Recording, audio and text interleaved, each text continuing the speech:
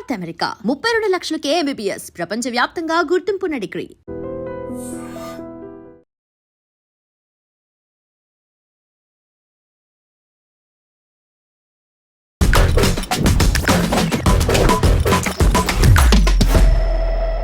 Welcome to think again. నా పేరు లుంబిని.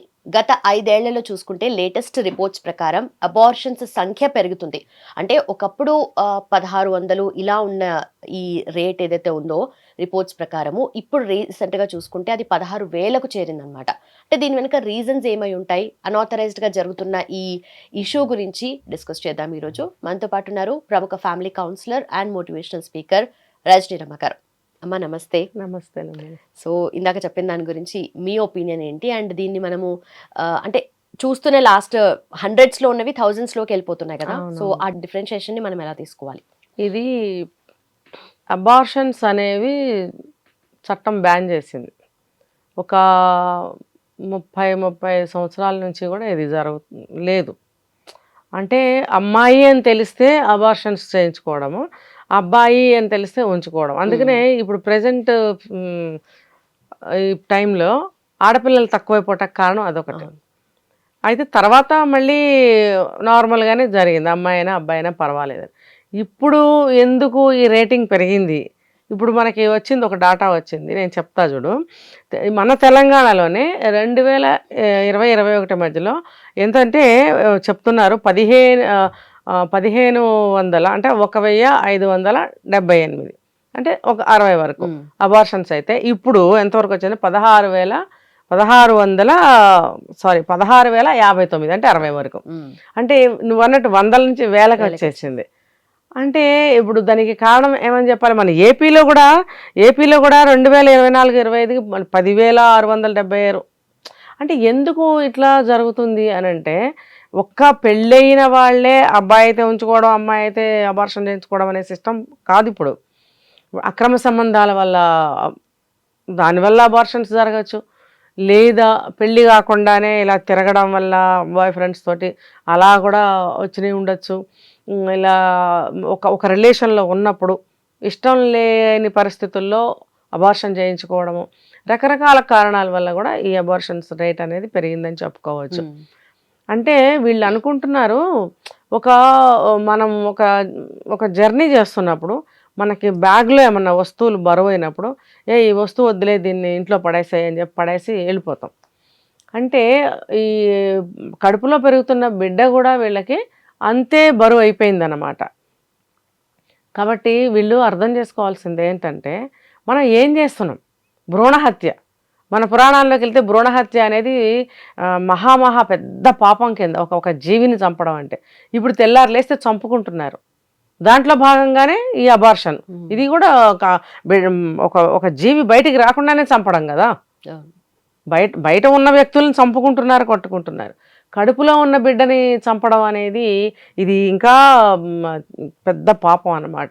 అందుకని మన పురాణాల్లో చెప్తారు, ఇది బ్రహ్మహత్య పాతకం కింద. భ్రూణహత్య అంటే బిడ్డ పెరిగి బయటకు రాకుండానే మొగ్గలోనే నువ్వు చంపేస్తున్నావు, కాబట్టి ఇది అన్ని పాపాల్లో కన్నా పెద్ద పాపం అని చెప్తారు.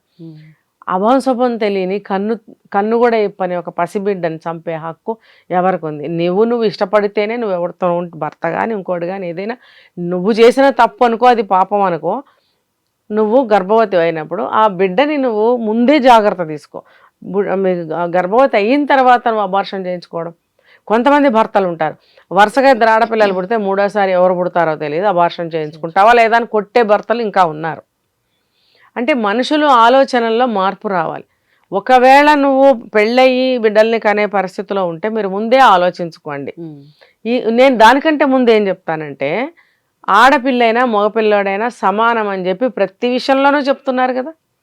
ఇప్పుడు అమ్మాయికైనా అంతే ఖర్చు అవుతుంది, అబ్బాయికైనా అంతే ఖర్చు అవుతుంది. చదువుల విషయంలో తీసుకోండి, పెళ్ళిళ్ళ విషయంలో తీసుకోండి, వాళ్ళని సెటిల్ చేసే విషయంలో కానీ ఏదైనా సరే సమానమైన ఖర్చు అవుతున్నప్పుడు దేనికి భయపడుతున్నారంటే, ఒక జెండర్ విషయంలో భయపడుతున్నారా అంటే, ఆ పుట్టిన పిల్లలకి ఎలా వాళ్ళు బయట తనను సెక్యూర్ చేసుకోవాలి అనేది నేర్పించాలి. మనం దాని మీద చాలా వీడియోలు చేసాం. గుడ్ టచ్ బ్యాడ్ టచ్ నేర్పటం అని, అవును. తనకి తాను ఎలా సెక్యూర్ చేసుకోవాలని, ఎవరితోనైనా మాట్లాడేటప్పుడు ఆ మాటలు ఎలా మాట్లాడుతున్నారు, దాని అర్థాలు ఎలా తెలుసుకోవాలి, ఇలాంటివన్నీ పిల్లలకి చిన్నప్పటి నుంచి నేర్పించాలి అని మనం చెప్పుకున్నాం. ఇవన్నీ చేస్తూ ఉంటే తను సెక్యూర్ చేసుకోగలుగుతుంది.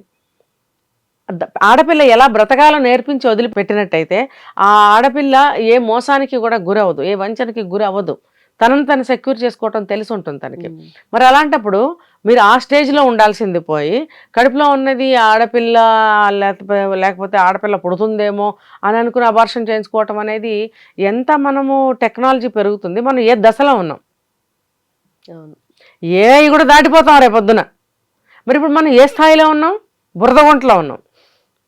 మరి అనాదిగా చూసుకుంటే మరి ఆడపిల్లలకి పెళ్ళిళ్ళు చేయాలి, పెళ్ళిళ్ళు చేసిన తర్వాత అక్కడ ఏం కష్టాలు పడుతుందో ఏంటో అది ఇదని భయపడిన రోజులు ఆ రోజు నుంచి ఈ రోజు వరకు ఉన్నాయి. మరి ఆ రోజుల్లో ఎవరు చంపలేదు కదా, 8 మంది ఆడపిల్లలు వరుసగా పుట్టారు మగపిల్లలు లేకుండా. మరి వాళ్ళు ఎలా పెంచారు? ఉన్నారు కదా, మా ఫ్రెండ్సే ఉన్నారు 8 మంది ఆడపిల్లలు. వాళ్ళు అష్టలక్ష్ములు అని చెప్పి వాళ్ళకి పేర్లు పెట్టుకుని ఎంతో అపురూపంగా లక్ష్మీలుగానే చూసుకున్నారు వాళ్ళని. మరి అలాగే వరుసగా 6 మగపిల్లలు పుడితే పెంచడం కూడా ఎంత కష్టమో తెలుసా. వాళ్ళు ఒక్కొక్క మగపిల్లాడు ఏ రకంగా ఎదిగి పెద్దవాడై ఎలా తను రూపుదిద్దుకుంటాడు, ఎలా ఒక వ్యక్తిగా తయారవుతాడు, ఏ వ్యక్తిత్వంతో తయారవుతాడు అనేది ఆ కన్న తల్లిదండ్రులకు తెలుసా? అందరూ సక్రమంగా పెరిగి మంచి పొజిషన్లో నిలబడితే పర్వాలా, అలా నిలబడటానికి తల్లిదండ్రులు ఎంత కృషి చేయాలి. ఏ ఒక్కరు చెడిపోయినా అది మళ్ళీ ఏం జరిగినా ఎంత బాధే కదా. కాబట్టి ఎవరు పుట్టారనేది కాదు, మనం ఎలా పెంచామనేది ఇంపార్టెంట్. వాళ్ళని వాళ్ళ లైఫ్ని వాళ్ళు లీడ్ చేసుకునేటట్టుగా, వాళ్ళ లైఫ్ని వాళ్ళు సెక్యూర్ చేసుకునేటట్టుగా, మంచేది చెడేది ఎవరితో మాట్లాడాలి, ఎవరితో మాట్లాడకూడదు, దట్ ఏ లిమిట్స్లో మనం మాట్లాడాలి. ఇప్పుడు ఎవరైనా అతిగా మాట్లాడకూడదు, అబ్బాయిలైనా అమ్మాయిలైనా ఎంతవరకు మాట్లాడాలో అంతవరకే. అతిగా మాట్లాడినా కూడా మనకు నష్టాలే వస్తాయి. సో ఇవన్నీ తెలుసుకునేటట్టుగా తల్లిదండ్రులు పెంచినప్పుడు అమ్మాయి అయినా అబ్బాయి అయినా ఒకటే అనే స్థాయికి ఇంకా ఎదగటం లేదు కాబట్టి ఈ అబార్షన్స్ ఇలా అవుతున్నాయి. తప్పులు చేసో లేకపోతే మాకు మగపిల్లాడు కావాలి కాబట్టి, మగపిల్లాడు పుడతాడో లేదో తెలియదు కాబట్టి అబార్షన్ చేయించుకో, దానికి ఫలితంగా మన భార్యల్ని కొట్టడము, అక్రమ సంబంధాల్లో ప్రెగ్నెన్సీలు వస్తే తీయించుకోమని కొట్టడం, అక్రమ సంబంధాల్లో కూడా కొట్టడం, దౌర్జన్యం అక్కడ కూడా. ఇలా చెప్పుకుంటూ పోతే అనేకమైన పరిస్థితుల్లో పుట్టని బిడ్డని చంపడం అనేది, ఆ బిడ్డ ఏం పాపం చేసింది? కాబట్టి మీరు ముందే ప్రికాషన్ తీసుకోండి.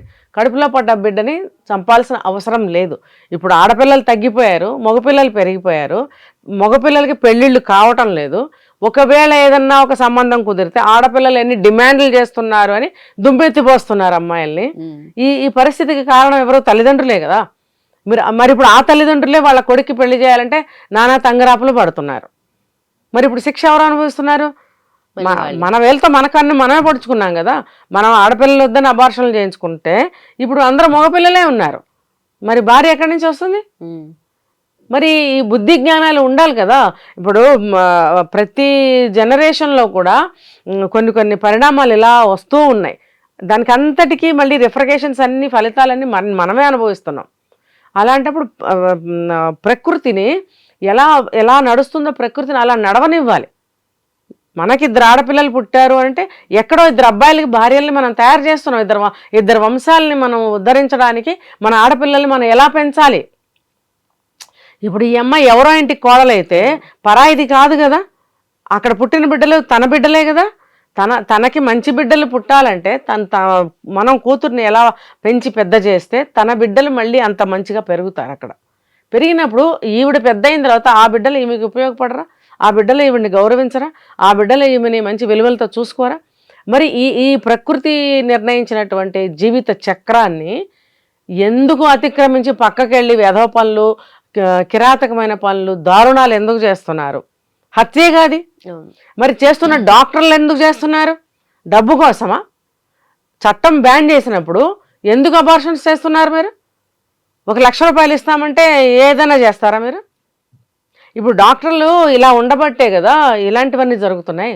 మరి డాక్టర్లు ఇలాంటి పనులు చేస్తే ఎంత అసహ్యం వేస్తుంది కదా. డాక్టర్లు అంటే ఒకళ్ళిద్దరు ఇలాంటి పనులు చేస్తే అందరూ వచ్చేస్తారు ఆ లిస్టులో, డాక్టర్లు అనేస్తాం మనం. క్షమించాలి ఈ విషయానికి.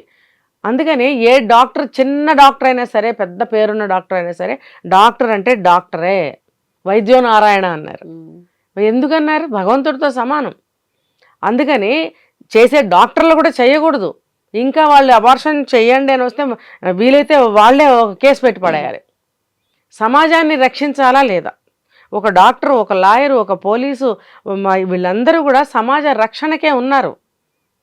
మరి ఎవరి పాత్ర వాళ్ళు ఎందుకు పోషించట్లేదు? డబ్బు కాసబడి అందరూ కూడా దిగజారిపోయారు. అలా దిగజారటం వల్ల ప్రజల అవకాశాలు అందుబాటులో ఉన్నాయి, డబ్బులు చేతిలో ఉన్నాయి. వీళ్ళు ఏ అదో పనికైనా సిద్ధంగానే ఉంటారు, చేసేవాళ్ళు ఉన్నారు కదా. కాబట్టి డాక్టర్లు కూడా వీళ్ళని రిజెక్ట్ చేయాలి, చేసి కేసు పెట్టాలి వీళ్ళ మీద. అప్పుడు కానీ వీళ్ళకి బుద్ధి రాదు. తెచ్చుకున్న గర్భాన్ని వాళ్ళు కంటారా లేకపోతే ఏం చేస్తారు? చచ్చినట్టు పెంచాలి కన్న తర్వాత. వాళ్ళకే వదిలిపెట్టాలి ఆ బరువు బాధ్యతని. అంతేగాని వీళ్ళని ఇంకా ఏదో పనులు చేయండి, సమాజాన్ని ఇంకా భ్రష్టు పట్టించండి, మేము ఉన్నాం మీకు ఎందుకు అన్నట్టుగా డాక్టర్లు కూడా అబార్షన్స్ చేస్తున్నారు. కాబట్టి అబార్షన్స్ చెయ్యకండి అని, చేయటం తప్పు అని, చెయ్యకూడదు అని ఇంకా చెప్పాల్సిన అవసరం లేదు. ఇక్కడ వాళ్ళకి వాళ్ళ విజ్ఞతగా వదిలేయాలి. అంటే ఇప్పుడు పిల్లల్ని కనాలా వద్దా అనేది ఎవరి చాయిస్ అని వాళ్ళు అనుకుంటారు కదా. అవును. సో అలాంటి వాళ్ళే ఇలాంటి పనులు చేస్తున్నారు. అది మెంటలీ ఎంత ట్రామా తీసుకొస్తుందో ఫిజికలీ కూడా అంతే పెయిన్. అవును అవును. ఏంటంటే ఇప్పుడు పెళ్ళి అవుతుందమ్మా, పెళ్ళైన రోజు నుంచి వాళ్ళ బిహేవియర్స్ నచ్చవు. ఏంటి నాకు సరిగ్గా లేడు అనిపిస్తూ ఉంటుంది.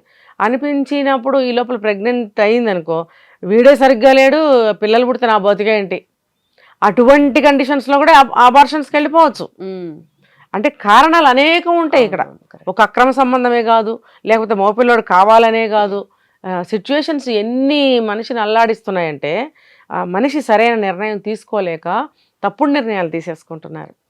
అంటే దీనికి ఇంకొక కారణం, మనం డీప్గా వెళ్ళాలంటే చాలా చాలా పెద్దది ఇది.